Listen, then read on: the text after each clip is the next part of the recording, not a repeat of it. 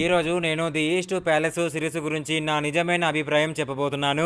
ఈ సిరీస్ కి సోషల్ మీడియాలో చాలా పాజిటివ్ రివ్యూలు వచ్చాయి. చాలా మంది ఇది అద్భుతమని చెప్పారు.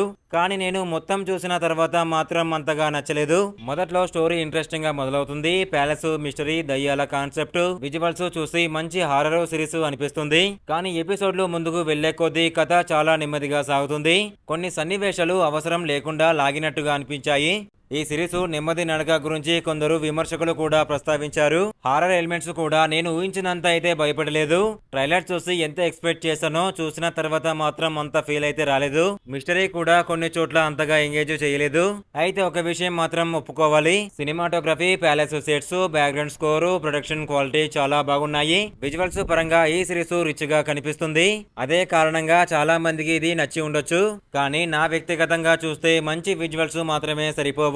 కథ, స్క్రీన్ ప్లే, పేసింగ్ కూడా బలంగా ఉండాలి. ఈ విషయంలో మాత్రం ఈ సిరీస్ నాకు నిరాశ కలిగించింది.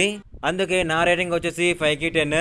మీకు ఈ సిరీస్ నిజంగానే నచ్చిందా లేక నాలాగే నిరాశ పడ్డారా?